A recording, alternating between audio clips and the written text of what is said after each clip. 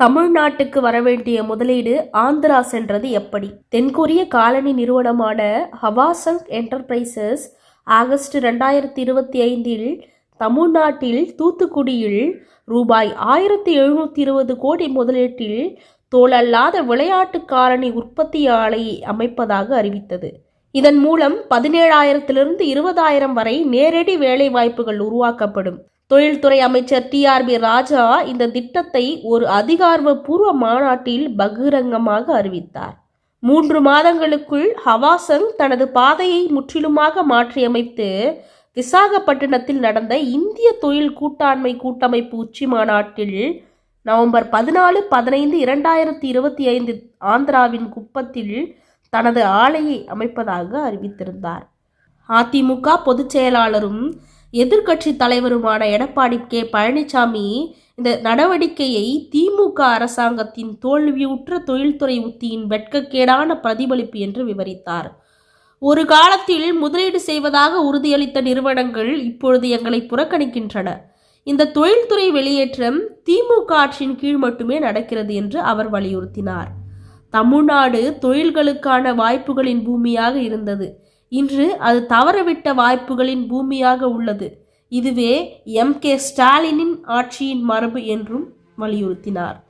முன்னாள் IPS அதிகாரியும் பாஜக மாநில தலைவருமான அண்ணாமலை அவர்கள் இந்த வளர்ச்சியை வேதனையானது மற்றும் வெட்கக்கேடானது என்று குறிப்பிட்டார். தமிழ்நாடு முதல்வர் MK ஸ்டாலினும் அவரது தொழில்துறை அமைச்சர் TRB ராஜா ஆழ்ந்த உறக்கத்தில் இருக்கும்போது அவர்கள் பெருமையுடன் அறிவித்த முதலீடுகள் அண்டை மாநிலங்களுக்கு நகர்கின்றன என்றும் வலியுறுத்தினார். முதலமைச்சர் சந்திரபாபு நாயுடு தலைமையிலான ஆந்திர அரசு குப்பத்தில் நிலத்தை வெற்றிகரமாக ஒதுக்கி திட்டத்தை ஈர்த்தது ஏன்? அதே நேரத்தில் தமிழ்நாடு அதை தக்க வைத்துக் கொள்ள தவறியது ஏன்? எதிர்க்கட்சி விமர்சகர்கள் இது திமுக அரசுக்கும் மாநில நிர்வாகங்களுக்கும் இடையிலான நிர்வாக கவனிப்பு மற்றும் முன்முயற்சியில் உள்ள இடைவெளியை பிரதிபலிக்கிறது என்றும் கூறுகின்றார். 4.5 ஆண்டுகால முறையான முதலீட்டு இழப்புகளின் பதிவு ஹவாசங் ஒரு தனிமைப்படுத்தப்பட்ட தோல்வி அல்ல, மாறாக 2021 முதல் முழு திமுக ஆட்சி காலத்திலும் பரவியுள்ள ஒரு பரந்த முறையின் ஒரு பகுதி என்று எதிர்க்கட்சிகள் ஆவணப்படுத்துகின்றன. முறையாக தவறவிட்ட வாய்ப்புகளுக்கு ஃபாக்ஸ்கான், அமராராஜா பேட்டரிகள், லென்ஸ்கார்ட் மற்றும் ஏதர் எனர்ஜி ஆகியவற்றின் முதலீடுகளை பழனிசாமி குறிப்பாக குறிப்பிட்டார். ஒரு அறிக்கையில் தைவானிய மின்னணு ஒப்பந்த உற்பத்தியாளரான ஃபாக்ஸ்கான் இந்திய வெளிநாட்டு கூட்டு முயற்சிக்காக தமிழ்நாட்டில் ரூ.154 லட்சம் கோடி மதிப்பிலான அரைக்கடத்தி ஆலையை தொடங்க திட்டமிட்டுள்ளதாக முன்னாள் முதல்வர் கூறினார். இந்த அரசாங்க நிறுவனம் கொரிய நிலம் மற்றும் மானியத்தை வழங்க மறுத்ததால் 25,000 பேருக்கு வேலை வழங்கக்கூடிய தொழிற்சாலை இப்பொழுது குஜராத்துக்கு சென்று விட்டது என்று பழனிசாமி ஒரு அறிக்கையில் கூறினார். இதேபோல் ஆளும் திமுகவின் கவனக்குறைவு காரணமாக ஃபாக்ஸ்கானில் ரூபாய் 4,000 கோடி மதிப்பிலான மற்றொரு ஆப்பிள் ஐபோன் உற்பத்தி ஆலை அண்டை மாநிலமான கர்நாடகாவுக்கு சென்றுள்ளது. இத்தகைய சூழ்நிலையில் 2030 ஆண்டுக்குள் தமிழ்நாட்டை $1 டிரில்லியன் அமெரிக்க பொருளாதாரமாக மாற்றுவோம் என்ற அரசின் கூற்று வெறும் வாய் வார்த்தைகள் மட்டுமே, முன்னாள் முதல்வர் மேலும் கூறினார். மாநில அரசு இது போன்ற முதலீடுகளை மற்றவர்களுக்கு விட்டு கொடுத்து கொண்டிருந்தாலும் சிங்கப்பூர் மற்றும் ஜப்பானுக்கான முதலீட்டு தேடும் பயணத்தை தொடர்ந்து முதல்வர் ஸ்டாலின் தன்னைத்தானே தட்டி கொண்டிருக்கிறார் என்றும் பழனிசாமி அவர்கள் கூறுகின்றார். நிறுவன மாற்றங்களால் நேரடி வேலை இழப்பு ஏன்? முக்கிய பன்னாட்டு நிறுவனங்கள் 1,37,000 1,40,000 வரை நேரடி வேலை இழப்புகளை பதிவு செய்கின்றன.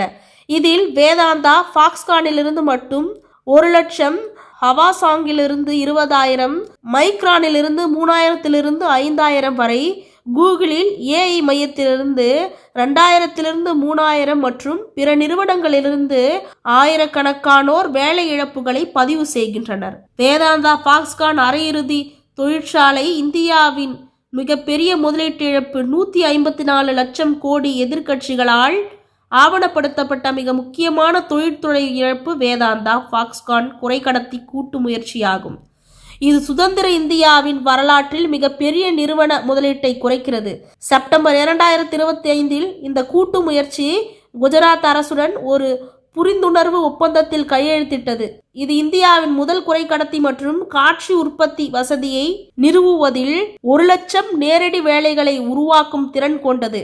பிப்ரவரி 2023 வாக்கில் இந்த முயற்சி குஜராத்தின் அகமதாபாத் அருகே உள்ள தோலேரா சிறப்பு முதலீட்டு மண்டலத்தை SIR குறிப்பிட்ட இடமாக இறுதி செய்தது. இந்திய திட்டம் ஆரம்பத்தில் தமிழ்நாட்டை இலக்காக கொண்டிருந்தது.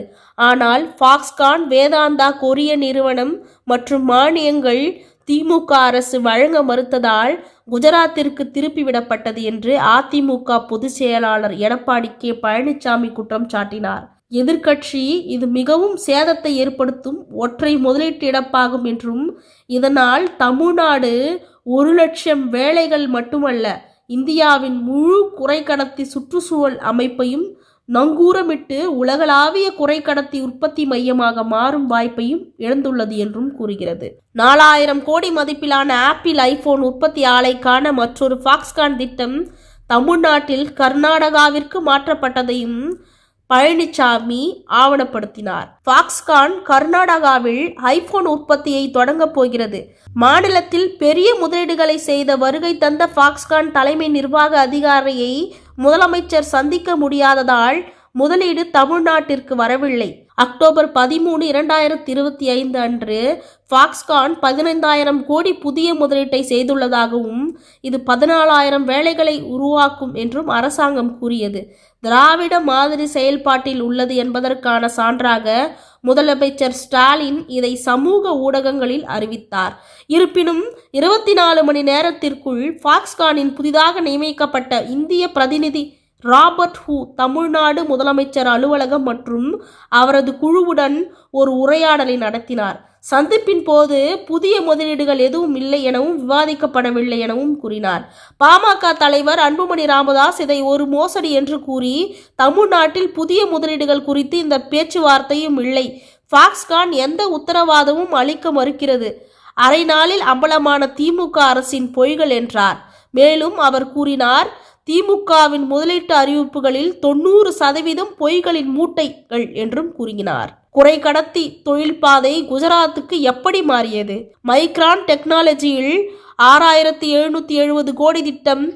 ஜூன் 2023 அமெரிக்காவை தளமாக கொண்ட மைக்ரான் டெக்னாலஜி குஜராத்தில் அகமதாபாத் அருகே ஒரு குறைக்கடத்தி அசெம்பிளி மற்றும் சோதனை வசதியில் 6,770 கோடி, தோராயமாக USD 825 மில்லியன் முதலீடு செய்ய திட்டமிட்டுள்ளதாக அறிவித்தது. எதிர்க்கட்சி ஆய்வாளர்களால் மேற்கோள் காட்டப்பட்ட ஆதாரங்களின்படி மைக்ரான் தமிழ்நாடு, தெலுங்கானா மற்றும் கர்நாடகா முழுவதும் உள்ள இடங்களை தீவிரமாக ஆராய்ந்து வந்தது. ஆனால் இறுதியில் குஜராத்தை தேர்ந்தெடுத்தது. எதிர்க்கட்சி விமர்சகர்களுக்கான தாக்கம். இந்த மாற்றத்திற்கான முதலீட்டை முன்கூட்டியே பெற தமிழகம் தவறியதால் ஆயிரக்கணக்கான நேரடி வேலைகள் மற்றும் குறைக்கடத்தி சுற்றுகள் இழக்கப்பட்டுள்ளன. தமிழ்நாட்டில் முதலீடுகளை இறுதி செய்வதற்கு முன்பு அமைச்சர் பதவியிலிருந்து விலகி ஹெலிகாப்டரில் குஜராத்திற்கு அழைத்து செல்லப்பட்டார். ஆதாரங்களின்படி தமிழக முதல்வர் ஸ்டாலின் தனது மாநிலத்திற்காக திட்டமிட்ட ரூபாய் 6,000 கோடி முதலீடு குஜராத்திற்கு மாற்ற கட்டாயப்படுத்தப்பட்டதாக குற்றம் சாட்டினார்.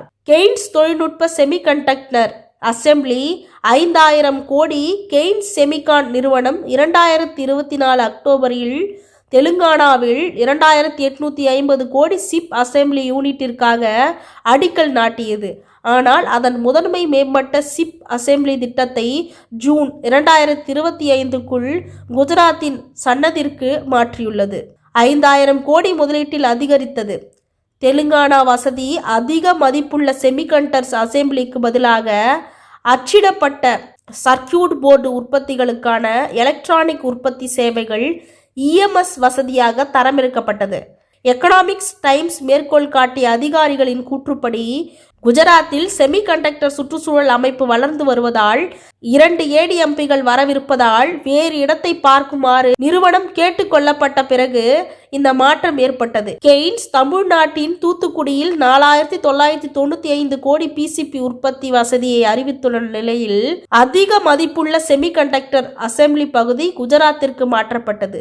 இது பாஜக ஆளும் மாநிலங்களில் மேம்பட்ட செமிகண்டக்டர் திட்டங்களுக்கு முன்னுரிமை அளிக்கிறது என்பதை காட்டுகிறது.